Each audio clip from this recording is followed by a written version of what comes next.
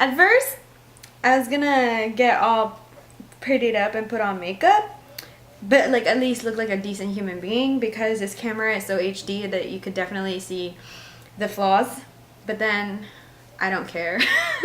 I realize I don't really care. So you get all natural Celina.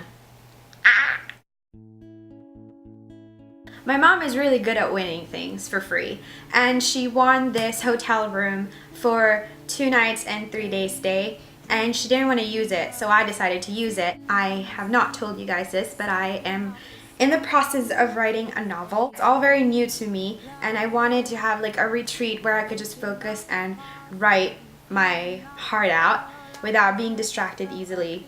And yeah, so I'm using this opportunity for that, and I've extended the invitation to my best friends, my 2 soulmates, Kim and Ileana. Ileana will be here tomorrow, and Kim is here today. Don't look at me. I started writing this story a few weeks after I got discharged from the hospital, and at first it was gonna be a short story, but then I felt like it was something more than that. Like, I feel like these characters needed to be represented more than just a short story. So it evolved into something bigger and bigger, and then I just decided to just write a novel. Why not? And it was gonna take a really long time and a really long process, and it's gonna be a struggle, but I want to do it. Also, I am very insecure about my writing. It is very hard for me to share like creative writing stuff because I've always considered myself as a not so very eloquent person. It's hard for me to convert my thoughts into words. I always written. I wrote like fan fiction, and then I wrote short stories when I was a kid and I was younger. But for me to do this actively trying to write a novel is a really big step, and I want to give it my all. My goal is to finish this before I graduate for my undergrad. I will be sharing the first chapter, or you can call it a prologue, whichever, of the story that I'm writing, just so you can get a sense of idea what it's about.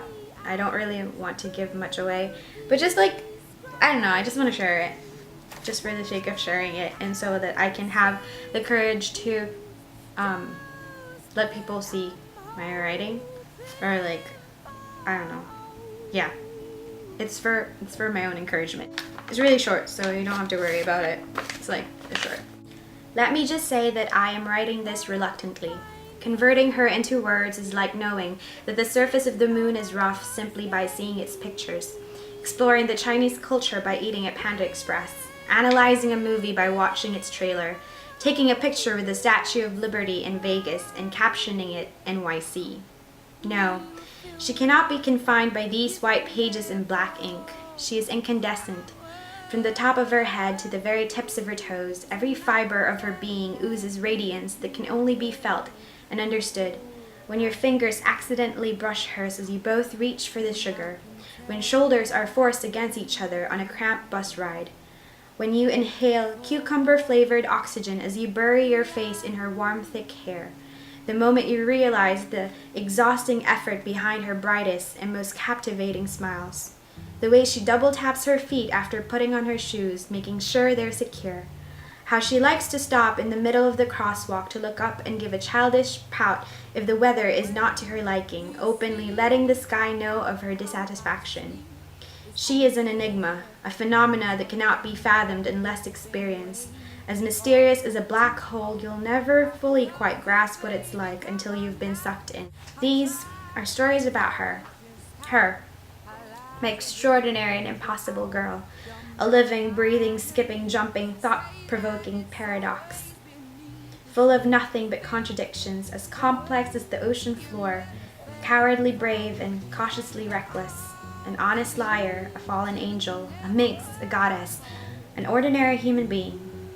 To which box do I keep you in, oh darling? This futile attempt of mine, immortalizing her through words, is the only way that I could keep my promise. the only way I know how.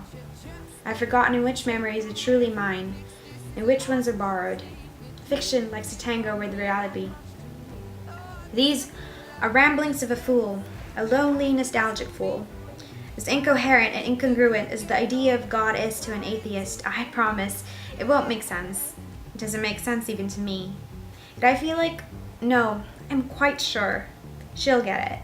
And that's all there is to it. So far, in total, I have finished like 3 chapters, but they're like pretty short. And yeah, it's gonna be a really long process, but I am ready for the challenge. I hope that this just writing retreat would turn out well.